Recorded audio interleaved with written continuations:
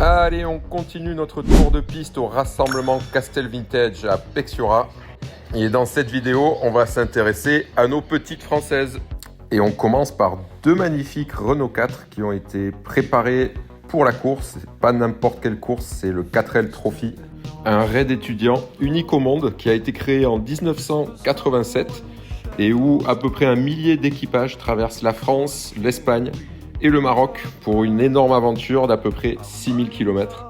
Celle de droite, c'est une Renault 4 classique qui en fait est la voiture française la plus produite de l'histoire juste après la 2 chevaux avec à peu près 8 millions d'exemplaires vendus. Et celle de gauche, c'était la version fourgonnette. Alors là, on a une Renault 8 magnifique, rouge avec les bandes blanches, donc look Gordini. On a aussi les 4 phares à l'avant, mais est-ce que c'est une vraie Gordini ? Pas facile à dire sans ouvrir le capot. En tout cas, on a des magnifiques jantes Gotti. Donc moi, il me semblait que les R8 Gordini, elles étaient livrées d'origine seulement en bleu avec les fameuses bandes blanches. Mais je suis pas spécialiste, alors n'hésitez pas à me dire en commentaire si vous arrivez à savoir si c'est une vraie R8 Gordini. Allez, on enchaîne avec une Peugeot 104, probablement ZS, préparée rallye, avec sa rampe de phare longue portée, typique des préparations rallye de cette époque-là. Moi, je trouve que ça donne un look incroyable à toutes ces voitures, la préparée rallye. Et on a les superbes jantes A1000 qui sont montées d'origine sur les 104 ZS. 5 branches en 13 pouces d'origine. Et à l'intérieur, fini le confort d'origine. Place au strict nécessaire pour la course avec les sièges baquets, harnais pour tenir le pilote, arceaux de sécurité, l'extincteur obligatoire.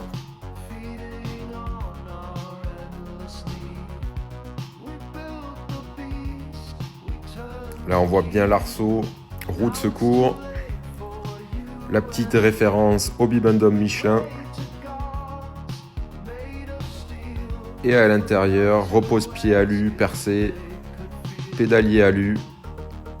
Tout ça pour gagner le plus de poids possible.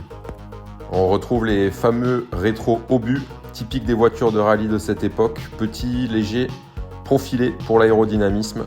Voilà, moi je la trouve magnifique cette 104.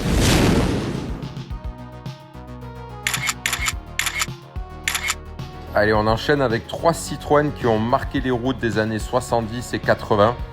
Avec la première ici, c'est la BX TZD Turbo en version break. Elle avait un moteur turbo diesel de 90 chevaux qui était plutôt fiable et nerveux pour l'époque. Mais elle avait surtout un coffre immense et on l'a retrouvée souvent comme ici en véhicule d'assistance. Autour de la CX Palace en version diesel. Alors c'était pas la plus rapide, mais c'était la routière de prestige des années 70-80. Chrome velours et le fameux confort tapis volant de la suspension hydropneumatique. Allez, pour finir, la star des années 80, la CX25 TRD Turbo 2. Ici toujours en version break, en véhicule de dépannage Citroën Assistance. Elle développait quand même 120 chevaux avec son 2,5 litres turbo diesel et elle dépassait les 190 km/h. Allez, on enchaîne avec une très belle Peugeot 403. Elle est de 1959 celle-ci.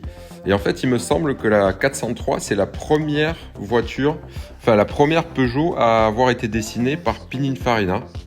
Mais voilà, elle est surtout connue en fait dans sa version cabriolet pour avoir été conduite par le lieutenant Colombo dans la série du même nom. Allez, une petite Diane 6 de chez Citroën, dans un bleu magnifique je trouve. En fait, c'était voulu comme une évolution de la 2 chevaux avec un peu plus de confort. Un moteur qui développait 30 chevaux. Et elle était surnommée la 2 chevaux des familles, mais elle n'a jamais eu la même popularité que la 2 chevaux. Une Méhari de chez Citroën.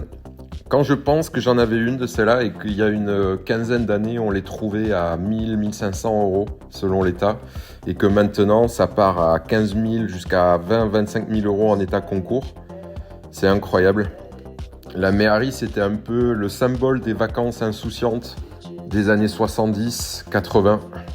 En tout cas, elle a toujours la cote dans les stations balnéaires, ça c'est sûr. Alors ça, de voir un anneau de remorquage sur une 307 cc, c'est pas commun. Je pense que là on a affaire à un passionné qui a transformé ce coupé cabriolet qui était surtout fait pour être confortable, pour être une routière, en voiture de course. Donc on a siège baquet, les harnais, un aileron carbone à l'arrière.